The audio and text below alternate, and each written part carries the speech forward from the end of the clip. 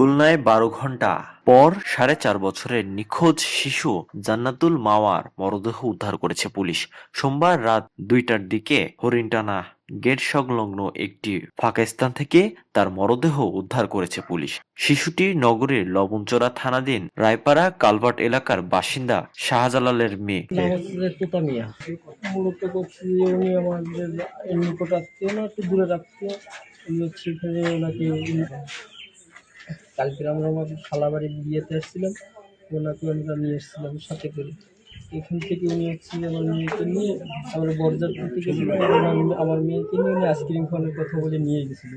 এরপরের থেকে খোঁজাখুঁজির পর রাত ২টার পরে একটা ভয়েস দেয় আমাকে যে অমুকের অমুকের নামে মামলা করো, তাহলে আমি তোমার বাচ্চারে দেবো। আমি গলায় রশিবান্ধা অবস্থাতে আমি ওরে যখন পাইছি তখন গলায় রশিবান্ধা ছিল। আমার আর এক বোনকে বয়স দিয়েছে একটা যে অমুক জায়গায় রাইখে আসছে, এখান থেকে নিয়ে আসো। লবণচড়া থানার অফিসার ইনচার্জ মোহাম্মদ তুহিনুজ্জামান বলেন, সোমবার দুপুরে বাবা মায়ের সাথে ছোট মামার বিয়ের দাওয়াত খেতে সাচিবুনিয়া মোহাম্মদপুর এলাকায় যায়। সেখানে পরিচিত এক দাদা মাওকে আইসক্রিম খাওয়ানোর কথা বলে ডেকে নিয়ে যায়। মেয়ের ফিরে আসতে দেরি দেখে মা ফোন দেয়। জানানো হয় মাওয়া আইসক্রিম খাচ্ছে, ওর আসতে দেরি হবে। এরপর থেকে পরিচিত ওই দাদার ফোন বন্ধ হয়ে যায়। তিনি আরো জানান, দুপুরের পর থেকে মাওকে ফিরে পেতে পরিবারের সদস্যরা বিভিন্ন স্থানে খোঁজ নিতে থাকে, কিন্তু না পেয়ে বাবা থানায় জিডি করেন।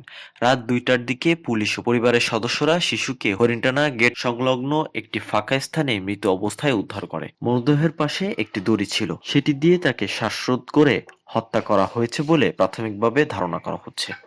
আশরাফুল আবিদ, সময় খবর, ডেস্ক রিপোর্ট।